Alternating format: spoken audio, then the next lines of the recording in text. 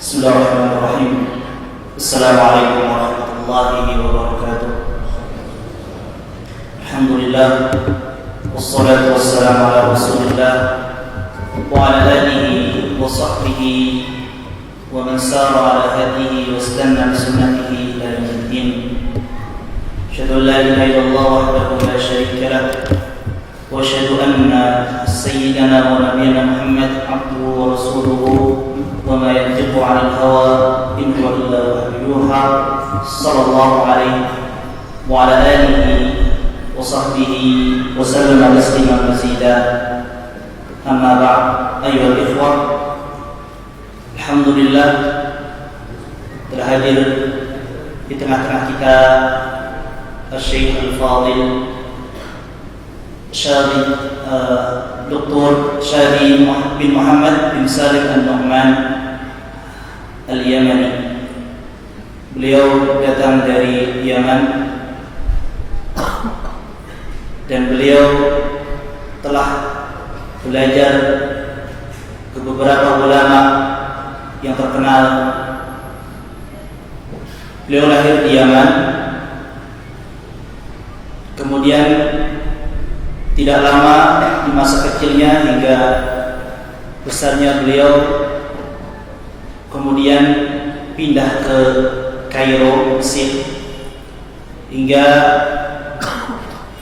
hampir selesai dari SMA atau aliyah, dan beliau mendapatkan faidah di Mesir, di Kairo. Ya, ulama-ulama yang masyhur termasuk Abu Ishaq Al-Huwaini, murid dari Syekh Al-Albani rahimahullah. Kemudian beliau juga hadiri halaqah-halaqah ilmiah Syekh Mustafa Al-Adawi. Setelah itu beliau kembali ke Yaman dan beliau mulai belajar di fakultas hingga menamatkan doktoralnya S3 dalam bidang hadis dalam umur 25 tahun. Beliau menyelesaikan doktoralnya dan beliau termasuk murid dari Syekh Al-Hasan Al-Ma'libi Al-Misri, dan ini terjemah singkat dari beliau, ya.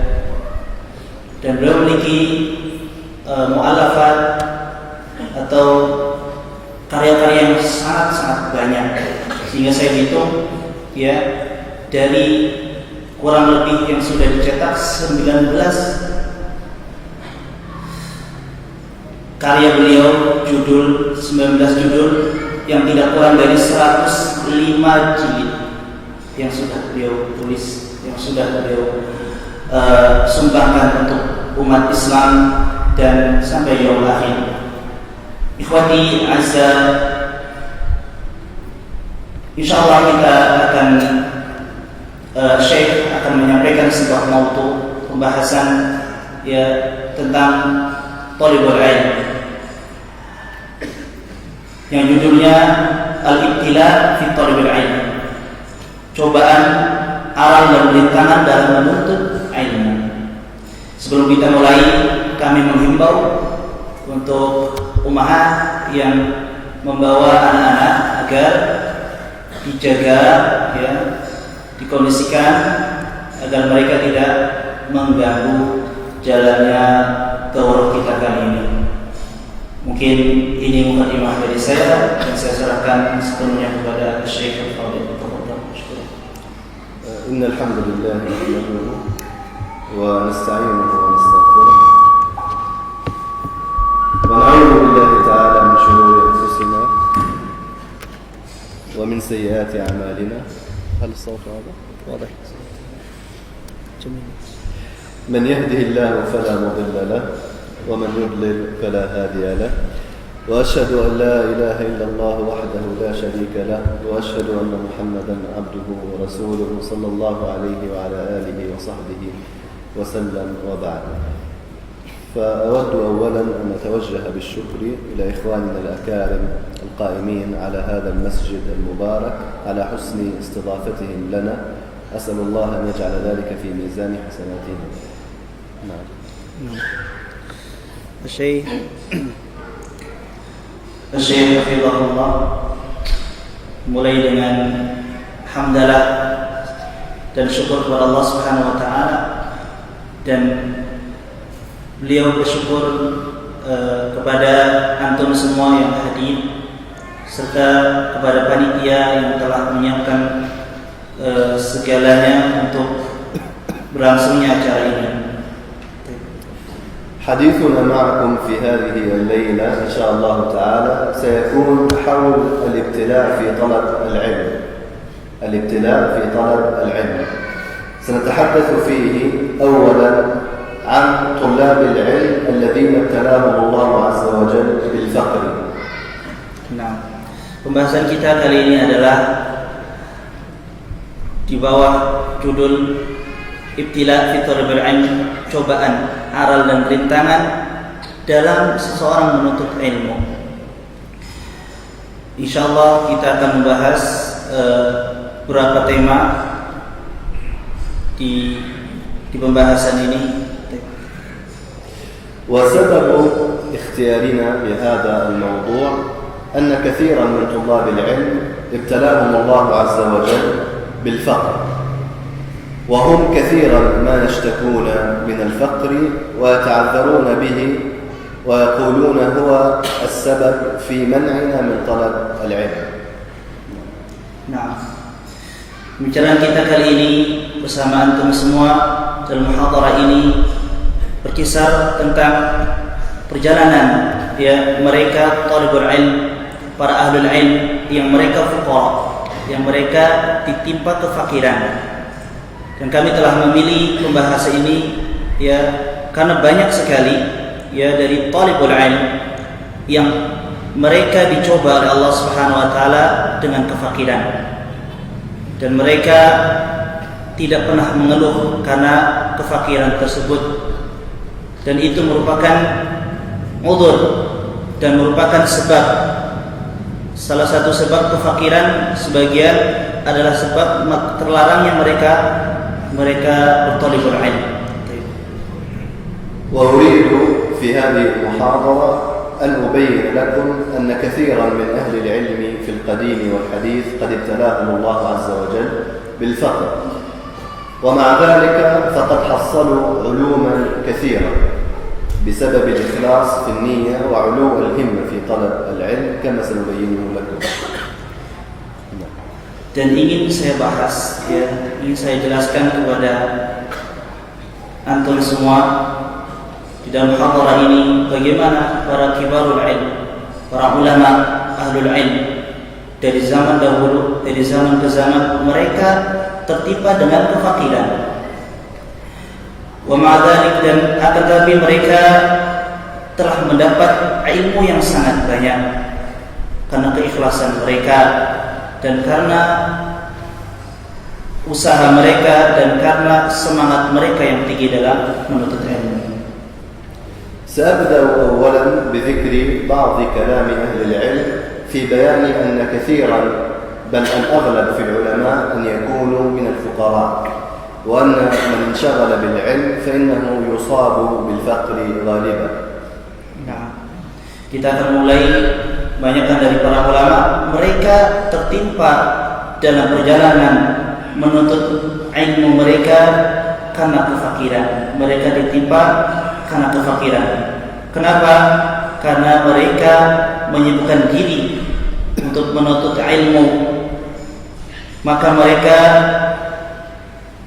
dicoba oleh Allah Subhanahu wa taala dengan kefakiran, dan kebanyakan mereka dicoba oleh Allah Subhanahu wa taala pada kefakiran. الإمام ابن خلدون رحمه الله تعالى قال في كتابه المعروف بالمقدمة وهو كتاب مشهور، ذكر فيه أن الغالب على أهل العلم وطلابه عبر التاريخ الإسلامي أنهم من الفقراء. Nah, Ibnu Khaldun rahimahullah ta'ala menyebutkan dalam tarikhnya muqaddimah bahwasanya kebanyakan dari thalibul ilm mereka kebanyakan tertimpa kefakiran, dari perjalanan dari tarikh yang ada, mereka para talibul ilm mereka tertimpa kefakiran. وكان الإمام شعبة ابن الحجاج رحمه الله تعالى يقول إذا رأيت المحبرة في بيت إنسان فارحمه فإن كان في كمك شيء فأطعمه. يريد أن أي إنسان يكون في بيته محبرة فمعنى هذا أنه طالب علم، ومعنى أنه طالب علم أنه فقير. يقول فإن كان في كمك شيء يعني في جيبك شيء فأعطه له يعني حتى يطعم به. Seorang ulama besar muhaddits yang terkenal Syu'bah bin Hajjaj rahimahullah, ya, dahulu beliau berkata, apabila engkau melihat ya seseorang yang di dalam rumahnya ada tinta, maka sayangilah dia. Fa'innak, karena dia adalah orang yang menuntut ilmu, ya, di rumahnya ada tinta, ada kolam, maka ciri dari beliau adalah penuntut ilmu. Apabila engkau memiliki sesuatu yang bisa diberikan kepadanya, maka berikanlah dari makanan. Karena penuntut ilmu mereka sangat sibuk dengan ilmu dan mereka kebanyakan faqih. Mereka selalu dalam keadaan lapar, maka berilah makan kepadanya. أنا أسألكم سؤالا. الإمام شعبة بن الحجاج هذا اشتهر في أي علم؟ من يعرف؟ Syekh menanyakan Al-Imam Syu'bah bin Hajjaj, beliau termasuk ulama yang masyhur dalam bidang ilmu apa? Ada yang bisa menjawab? Syu'bah bin Hajjaj. شعبة بن الحجاج. نعم. الذي يعرف يرفع يده. Yang tahu angkat tangan. Siapakah Imam Syu'bah bin Hajjaj? Beliau termasuk ulama di bidang apa yang terkenal? Nah, jawab Al-Quran. من؟ هنا؟ لا، خطأ. Salah. نعم في الحديث. كان إماما من أئمة علم الجرح والتعديل وهو من علوم الحديث. Imam Syu'bah bin Hajjaj termasuk ulama dari ulama jarh wa ta'dil dalam bidang hadis. وكان الإمام الشافعي رحمه الله تعالى يقول لا يصح طلب العلم إلا لمفلس. Imam Syafi'i mengatakan ya tidak benar dan tidak mungkin seorang thalibul ilm kecuali bagi mereka yang bangkrut, ya. وكان النضر ابن شميل رحمه الله تعالى يقول لا يجد الرجل لذة العلم حتى يجوع وينسى جوعه. Dan Nadhr bin Shumail mengatakan tidaklah seorang mendapatkan kenikmatan dalam menuntut ilmu sampai dia rasa lapar dan dia lupa laparnya karena nikmatnya menuntut ilmu. وكان الإمام أحمد رحمه الله تعالى الإمام أحمد بن حنبل يقول الصبر على الفقر مرتبة لا يصل لها إلا الأكابر. يعني الفقر والصبر عليه هذه مرحلة في طلب العلم لا يصل إليها إلا العلماء الأكابر في كل زمان ومكان. Imam Ahmad bin Hanbal rahimahullah ta'ala mengatakan bersabar di atas kefakiran, ya, merupakan derajat martabah yang tidak didapatkan kecuali mereka para akabir, para pembesar-pembesar dalam menuntut ilmu. Artinya apa? Kesabaran dalam kefakiran adalah martabat yang tinggi yang tidak mungkin didapatkan kecuali para kibar, para pembesar, para ulama besar, ya, yang mereka bersabar dalam mencari ilmu dan mereka selalu berjalan, ya, dan itu terjadi di setiap zaman demi zaman yang ada. وقال الإمام مالك بن أنس رحمه الله تعالى لا ينال هذا الأمر يعني العلم حتى يذاق الفقر. Sehingga Imam Malik, ya, mengatakan tidaklah didapatkan ilmu ya yakni al-amr, perihal ini yakni al-ilm, yaitu ilmu, sampai seseorang itu mendapatkan rasanya kefakiran. طيب أنا أسألكم سؤال آخر. الإمام أحمد والإمام الشافعي من شيخ من منهما؟ لا الذي يجيب بالترتيب يرفع يده ثم يجيب. Ada soal Imam Ahmad dan Imam Syafi'i, siapakah dari salah satu dari keduanya yang merupakan guru? Ya, Imam Ahmad atau Imam Syafi'i gurunya? Siapa yang jawab? لا الذي يريد يجيب ممنوع هذا ما يجيب أحد إلا إذا استأذن. نعم هذا جن. تفضل. طيب. أيوة. الشافعي شيخ أحمد ولا أحمد شيخ الشافعي؟ Imam Syafi'i syekhnya Ahmad atau Ahmad syekhnya Syafi'i? طيب. Imam Syafi'i Syekh Ahmad. ايش تقولون انتم؟ الشافعي شيخ إني أحمد بالاندونيسي؟ ايش؟ هذا قال هكذا الشافعي شيخ إني أحمد هكذا. ini يعني هذا بالاندونيسي. طيب الإمام مالك والإمام أبو حنيفة النعمان من شيخنا؟ Imam Malik dan Imam Abu Hanifah. Ya, siapakah syekhnya? Imam Malik atau Imam Abu Hanifah?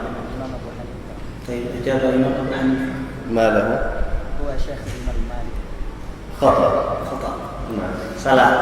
Imam Malik, Imam Abu Hanifah bukan syekhnya Imam Malik. إذا ما هو الصواب؟ Lalu apa yang benar? هو قال أبو حنيفة شيخ مالك.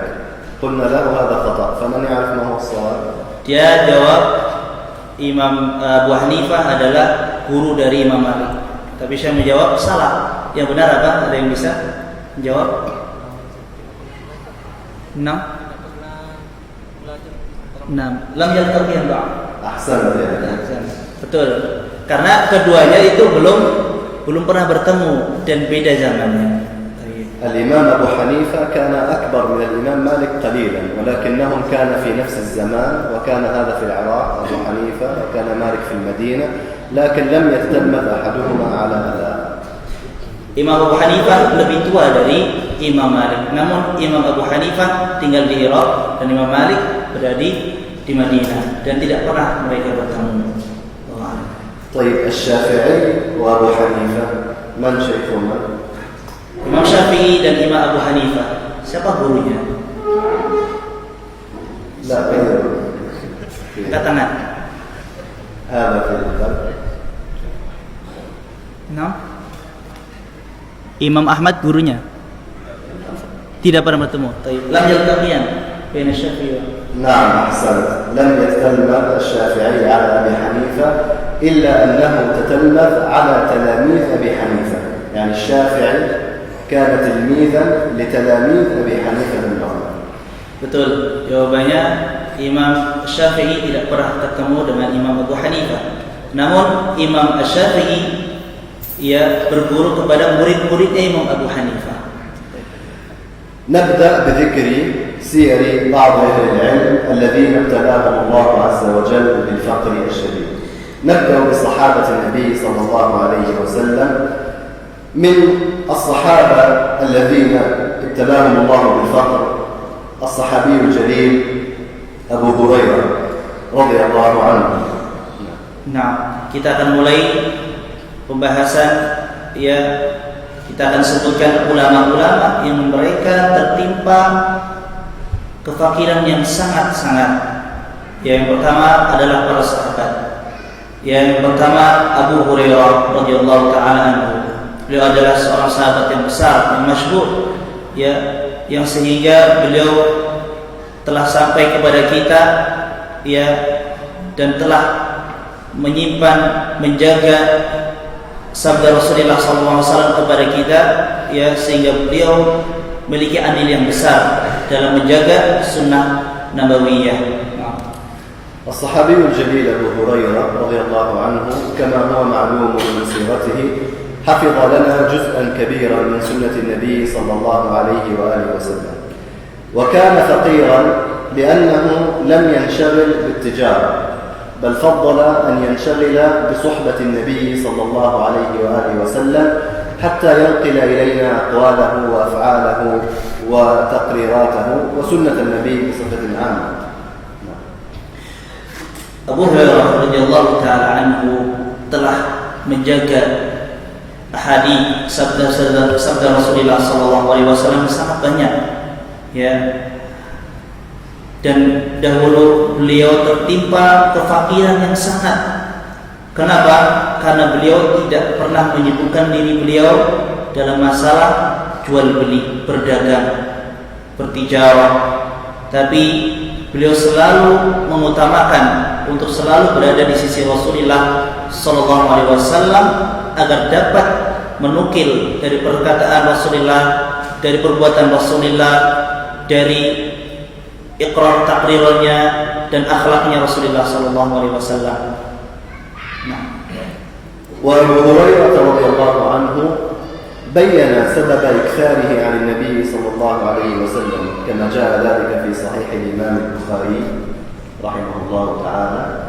يقول أبو هريرة إن الناس يقولون أكثر أبو هريرة، يعني أبو هريرة روى شيئا كثيرا من الحديث، فأبو هريرة بين سبب ذلك وقال إن إخواننا من المهاجرين يشغلهم الصفقة بالأسواق، يعني ينشغلون بالبيع والشراء، وإن إخواننا من الأنصار ينشغلون بالعمل في أموالهم، يعني كذلك مشغولون بالتجارة.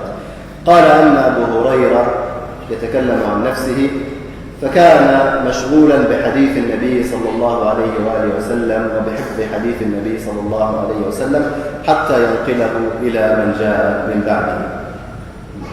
Abu Hurairah sendiri ya menjelaskan sebab kenapa beliau lebih banyak meriwayatkan hadis ya daripada saudara-saudara yang lain. Saudara-saudara yang lain para sahabat dari kalangan muhajirin, mereka ya kebanyakan mereka sibuk dalam masalah jual beli. Mereka sibuk di pasar-pasar jual dan beli. Dan orang-orang Ansar, dari sahabat kalangan Ansar, mereka disibukkan dalam pekerjaan mereka ya, karena mereka memiliki kebun kurma dan mereka disibukkan dengan harta-harta mereka.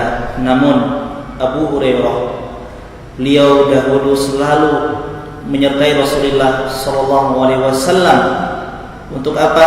Hanya sekedar cukup baginya yang bisa menegakkan punggungnya, yang bisa mengganjalkan perutnya, dan beliau tidak pernah mendatangi harta-harta yang banyak, sehingga dinukilkan kepada kita ya lebih dari harta, yaitu hadis Rasulullah sallallahu alaihi wasallam sebagaimana dikeluarkan Imam Bukhari.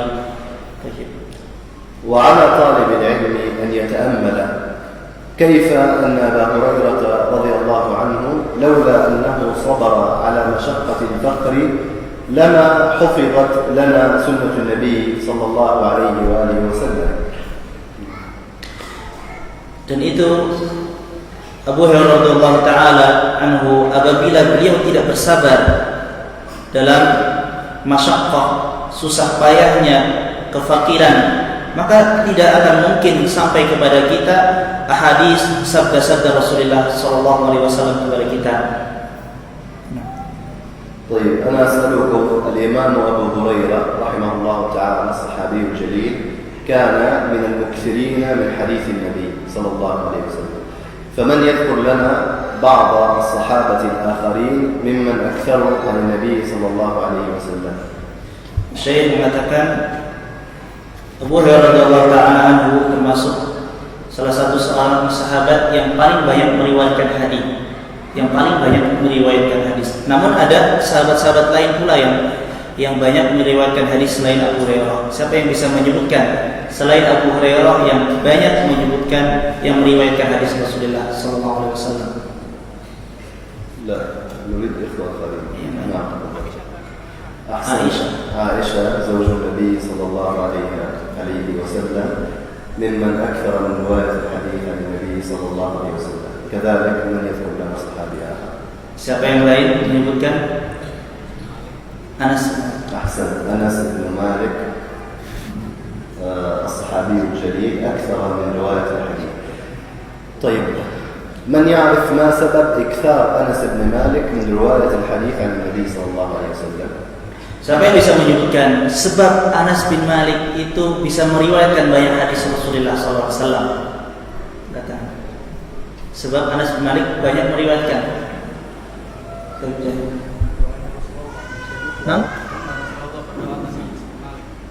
Lianna da'alahu an yukthir fil hadis. نعم، بالإضافة إلى أنه كان خادم النبي صلى الله عليه وسلم لمدة طويلة 9 سنوات تقريبا، فالذي يخدم إنسان ويعيش معه زمنا طويلا يحفظ عنه حديثا كثيرا.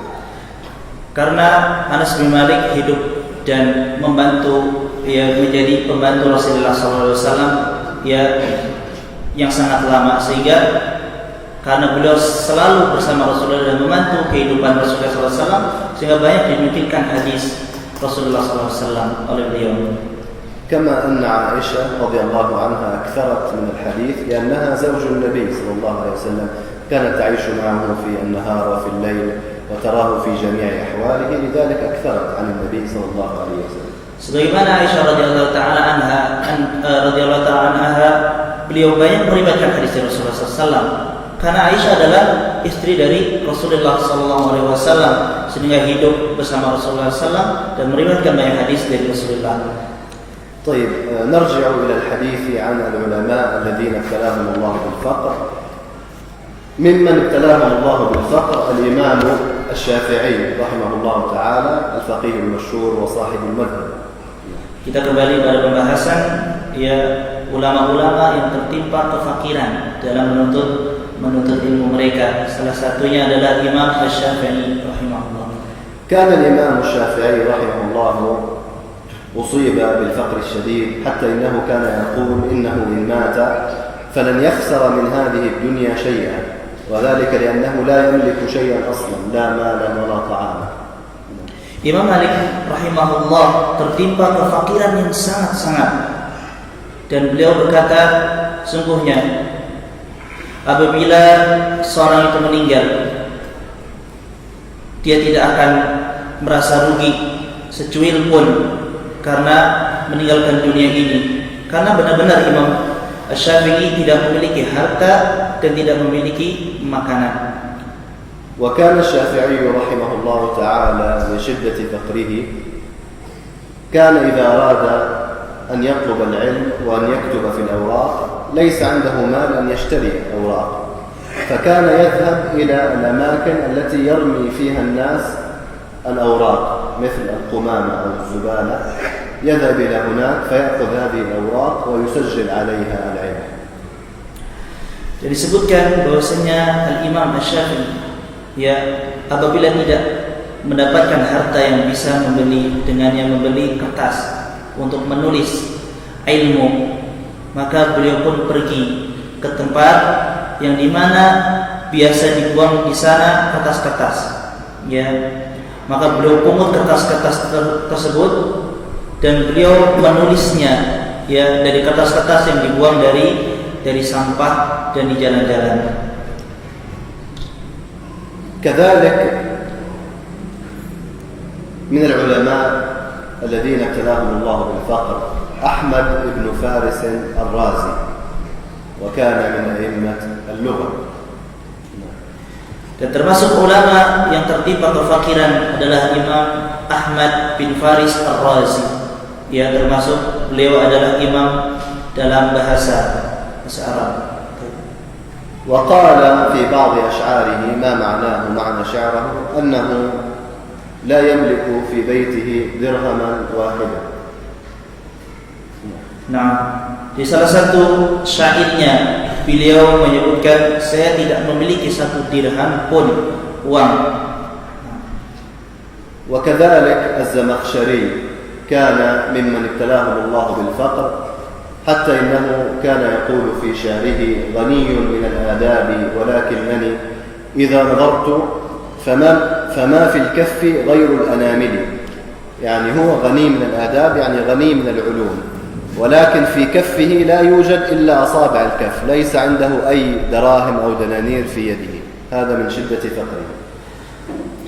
Imam Mahmud bin Umar Az-Zamakhsyari, ya, beliau termasuk ulama bahasa, dan dahulu beliau mengatakan dalam syairnya yang menggambarkan tentang kefakirannya beliau, ya, sungguh aku ini kaya dari adab, yaitu ilmu-ilmu, namun apabila dilihat di tanganku, ya, tidak terlihat kecuali jari jemari saja. Artinya beliau tidak memiliki harta secuil pun.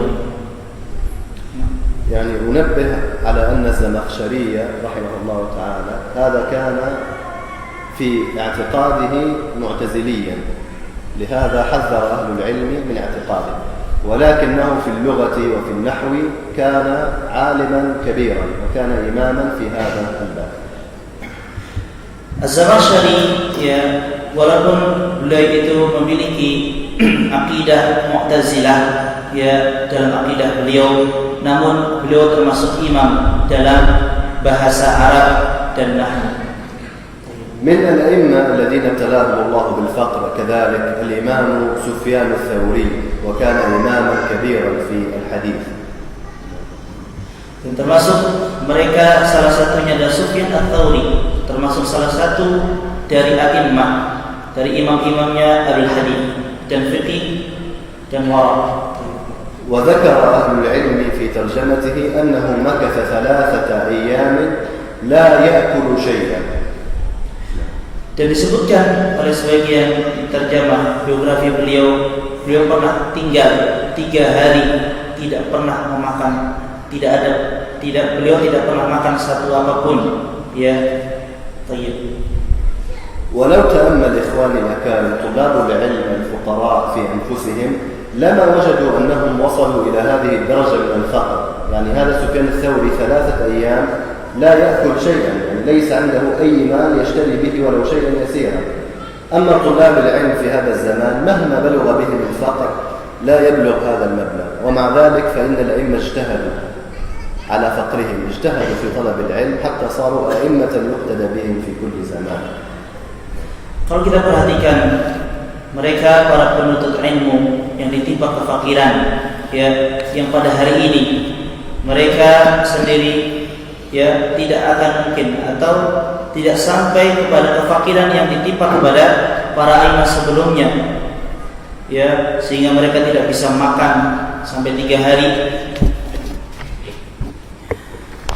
Namun keadaan para imam dan Imam Ats-Tsauri sendiri, karena beliau dan para imam yang lainnya bersabar dalam kefakiran mereka, maka mereka pun dijadikan imam, sampai mereka dijadikan imam dan suri toladan bagi kaum muslimin di bidang hadis, di bidang fiqih dan wara' mereka. من الأئمة كذلك الذين ابتلاهم الله بالفقر الخليل ابن أحمد الفراهيدي، وأنا أسألهم هذا الإمام كان إماما في أي علم؟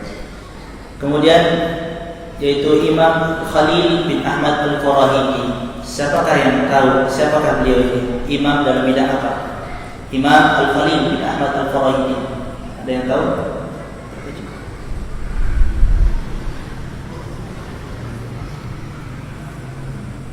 Kan baru masyhurin dan نعم غير معروف. نعم. هذا الخليل بن أحمد كان إماما في اللغة، وكل أئمة اللغة الذين جاءوا بعده إنما تتلمذوا عليه رحمه الله تعالى. Beliau adalah imam dalam bidang nahwu dan bahasa, sehingga imam yang datang setelah beliau, ya, dalam bidang nahwu dan bahasa, mereka kembali, ya, kepada marojiknya, kembali kepada Imam Al-Khalil bin Ahmad al-Farahidi dalam bidang bahasa. ينبغي على طلاب العلم أن يعتنوا بمعرفة الأئمة في كل علم وفي كل زمان، لأنه هؤلاء هم الذين يرجع إليهم في معرفة الصحيح من العلم. Seyogianya seorang talibul ilm itu mengetahui tentang para a'immah dan bidang-bidang mereka yang mereka tekuni, ya, sehingga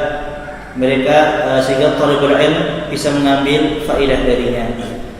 كما أنه في زماننا هناك علماء ثلاثة هم أئمة هذا الزمان، العلامة الألباني والعلامة ابن باز والعلامة العثيمين.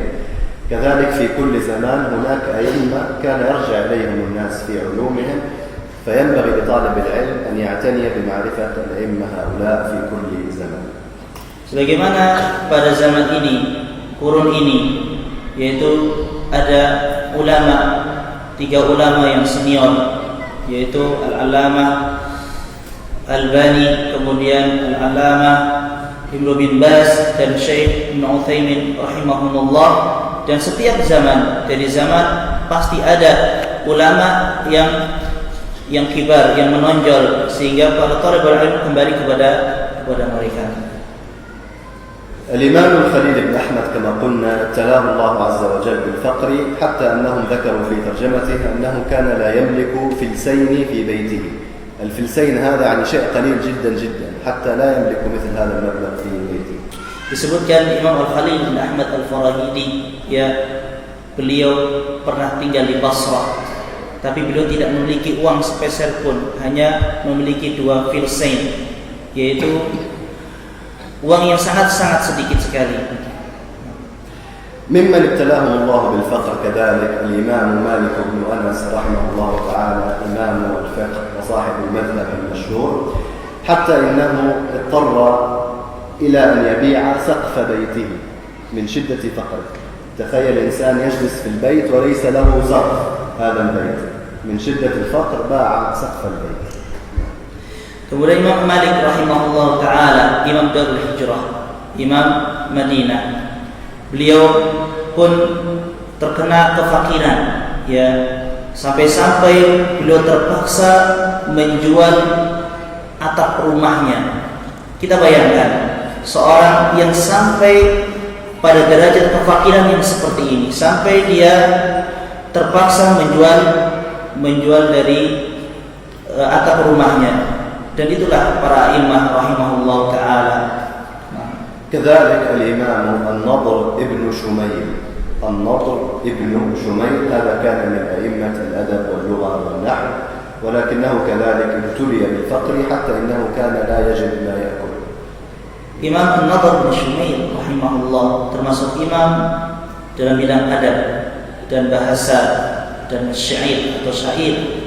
Tapi beliau juga terkena kefakiran, dicoba dengan kefakiran, sampai beliau, ya, pernah tidak mendapatkan makanan apapun. كذلك الإمام المعافى بن زكريا ممن ابتلاه الله عز وجل بالفقر، وكان يعاني من أثر كبير من الفقر والبؤس والضرر. Kemudian Imam Mu'afa bin Zakaria termasuk, ya, a'lamun nas, orang-orang yang terkenal pada zamannya dalam bidang fikih, namun beliau juga tidak selamat dari kefakiran. كذلك من الأئمة الذين ابتلاهم الله بالفقر الإمام أبو نعيم الفضل ابن لكين، كان من أئمة المحدثين. هذا الرجل وصل به الفقر إلى أنه قال كان في بيتي 13 نفسا وليس في بيتي رغيف، يعني عنده أسرة كبيرة ولا يجد رغيفا من الخبز حتى يطعمه. Imam Abu Nu'aim Fadl bin Takin, beliau adalah seorang ulama muhaddits yang terkenal, ya, namun beliau pernah berkata, ya, saya pernah di dalam rumahku ada 13 orang yang di dalam rumahnya, karena beliau merupakan keluarga besar. Namun di rumahku tidak ada sepotong roti pun. وكذلك الإمام يحيى بن معين، وكان من أئمة المحدثين، ابتلاه الله بالفقر، وهو ورث عن أبيه 1000 درهم، وهذا مبلغ كبير جدا في ذلك الزمان، ولكنه أنفق جميع ماله في طلب العلم حتى صار فقيرا جدا لا يجد مالا يشتري به نعلا يلبسه. Imam Yahya bin Ma'in, salah satu ulama a'immah muhaddits, ya, dan jarh wa ta'dil, dan dahulu ayahnya ya termasuk orang kaya sehingga mewariskan kepada beliau harta yang sangat banyak. Namun suatu ketika beliau menafkahkan semua hartanya untuk mencari ilmu, sampai pada tahap beliau pun tertimpa kefakiran, ya, sampai beliau tidak bisa membeli ya sandal sekalipun untuk dipakainya. كذلك من العلماء الذين ابتلاهم الله بالفقر الحجاج ابن الشاعر، وكان حافظا محدثا مشهورا. وهذا الرجل كان سيخرج في رحلة في طلب العلم، فصنعت له أمه 100 رغيف من الخبز حتى يستعين به في سفره، لأنه ليس معه مال يشتري أكل. أعطته هذه 100 رغيف ثم خرج مسافرا في طلب العلم، وكان في كل يوم يأكل رغيفا واحدا فقط، لأنه لا يجد ما يأكل به أكثر من ذلك. وكان طبعا الخبز عندما يصنع ويبقى فترة طويلة يبدأ يعني يكون قويا لا يؤكل بسهولة، فكان يغمس هذا الخبز في نهر دجلة في العراق حتى يكون طريا ثم يأكل هذا الخبز. هكذا كان فقيرا رحمه الله. Imam Hajjaj bin Syair termasuk ulama hadis yang masyhur. Beliau pernah safar untuk thalibul ilm. Kemudian ibunya membuatkan untuknya 100 potong dari roti. Artinya beliau dibekali 100 roti. Kemudian setiap beliau berjalan di dalam safarnya, beliau memakan satu persatu dari rotinya. Namun karena berjalannya waktu hari demi hari, akhirnya roti itu pun menjadi keras dan tidak bisa dimakan dengan mudah, sehingga beliau pun ya agar bisa memakannya, beliau mencelupkan dahulu rotinya di Sungai Duljah agar bisa dimakannya sampai selesai dan habis rotinya, dan 100 potong roti pun habis, dan sehingga beliau kembali ke tempatnya. كذلك الإمام بقي بن مخلد الأندلسي، هذا إمام كان من أهل الأندلس وكان محدثا كبيرا. هذا الإمام رحمه الله تعالى كان يريد أن يرحل من الأندلس إلى بغداد ليطلب العلم على الإمام أحمد بن حنبل الشيباني. طبعا الأندلس ما هي الأندلس الآن؟ من يعرف الأندلس الآن ما هي؟ Siapa yang tahu Andalus sekarang? Imam Baqi bin Makhlad Al-Andalusi, ya, beliau dari Andalus. Siapa yang tahu Andalus? Di mana Andalus? Spanyol. نعم إسبانيا. الإمام بقي بن مخلد أراد أن يسافر من إسبانيا إلى العراق، مسافة طويلة جدا، ولكنه كان فقيرا جدا لا يملك ثمن الراحلة، ليس معه مال يشتري به حصان يركبه أو أي راحلة يركب فيها، فاضطر إلى أن يمشي هذه المسافة من إسبانيا إلى بغداد سيرا على أقدامه. Imam Baqi bin Makhlad Al-Andalusi, beliau menginginkan menuntut ilmu ke Imam Ahmad di Irak. Namun karena fakirnya, ya, beliau tidak mendapatkan kendaraan atau tunggangan dan harta yang bisa menyampaikan beliau ke Irak, ke Baghdad, sehingga akhirnya beliau pun berjalan dari Spanyol, dari Andalus sampai ke Baghdad dengan berjalan kaki untuk menuntut ilmu hadis kepada Imam Ahmad bin Hanbal. الآن بعض طلاب العلم إذا قلت له المسجد الذي في الشارع الثاني فيه محاضرة أو فيه علم قد يكسل أن يمشي إلى المسجد على أقدامه وهو بجانبه، فانظروا كيف الأئمة كانوا يسافرون هذه المسافات على أقدامهم. Thalibul ilm yang tinggalnya tidak jauh dari masjid, yang mungkin dengan mudah berjalan ke masjid untuk menuntut ilmu, ya, maka sangat mudah. Beda keadaannya para ulama yang mereka pun mampu berjalan sejauh mungkin untuk menuntut ilmu. الإمام بقي بن مخلد الأندلسي هذا من شدة فقره كان إذا أراد أن يأكل يذهب إلى الأماكن التي يرمي فيها الناس بقايا الأكل مثل القمامة أو الزبالة، يذهب حتى يأكل بقايا طعامه.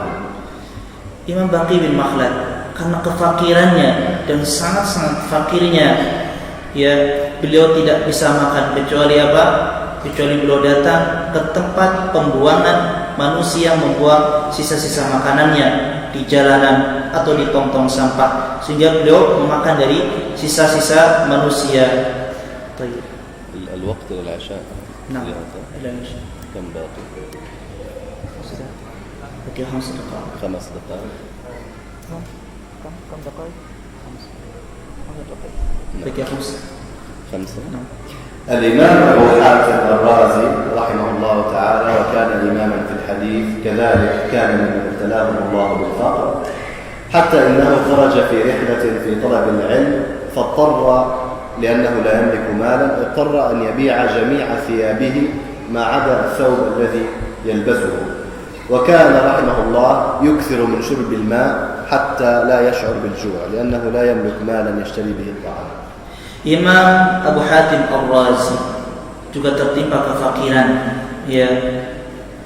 Di salah satu perjalanan talibul ilminya, beliau kehabisan hartanya sehingga terpaksa beliau menjual semua pakaiannya, ya, tinggal satu pakaian saja yang masih dipakainya, dan beliau tidak bisa banyak makan dan beliau tidak mendapatkan makanan. Akhirnya beliau meminum dengan minum air yang banyak sehingga dia kenyang dengan air tanpa makanan. كذلك الإمام محمد بن جرير الطبري والإمام محمد بن هارون الرومياني والإمام محمد بن نصر المروزي، هؤلاء الأئمة الثلاثة كانوا أصدقاء في طلب العلم، فخرجوا معا يطلبون العلم وأصابهم فقر شديد في رحلتهم في طلب العلم، وأصابهم جوع شديد حتى كادوا أن يموتوا من شدة الجوع. Imam Jarir At-Tabari, ya, yang masyhur tafsir At-Tabari, dan Imam Muhammad bin Harun Ar-Ruyani dan Imam Muhammad bin Nasr Al-Marwazi adalah a'immah dalam hadis dan fikih. Beliau bertiga adalah sahabat. Suatu ketika mereka berjalan, ya, safar bersama-sama untuk menuntut ilmu. Namun di perjalanan mereka habislah harta mereka sehingga tidak tersisa secuil pun dari harta mereka dan tidak tersisa makanan untuk mereka, sehingga mereka merasakan lapar yang sangat sampai mereka kelaparan yang bisa membawa kematian.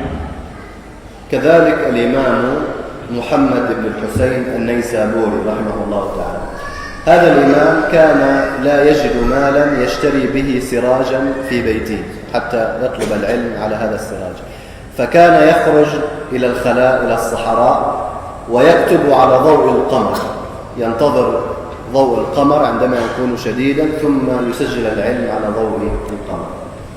Imam Abu Mansur Muhammad bin Husain An-Naisaburi termasuk ahli ilmu, namun beliau tertimpa kefakiran sehingga beliau tidak bisa mendapatkan uang atau harta untuk membeli lampu, ya, untuk menulis di malam hari, sehingga beliau keluar ke padang pasir, ya, beliau menulis di bawah cahaya bulan tanpa lampu.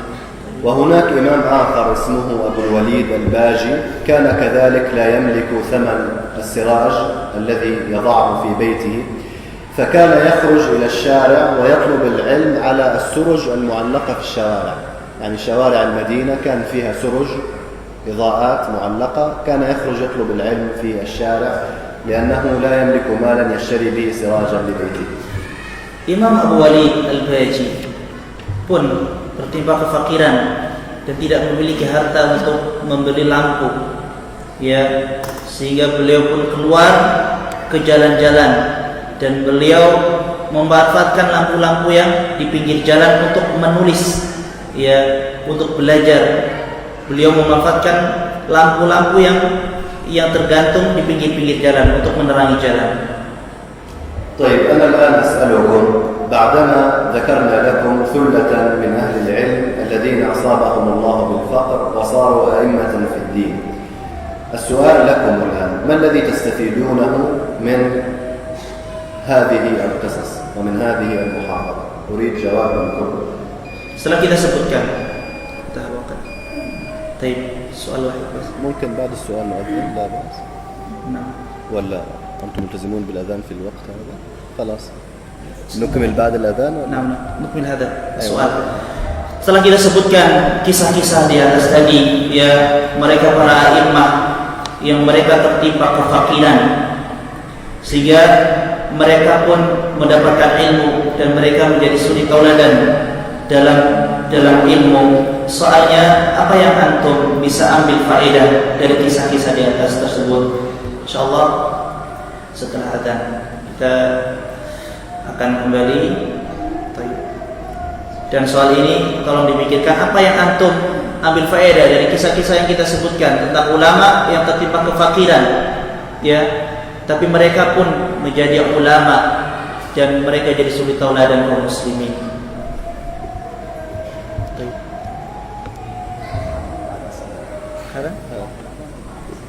خلاص نؤذن ونصلي ونكتفي.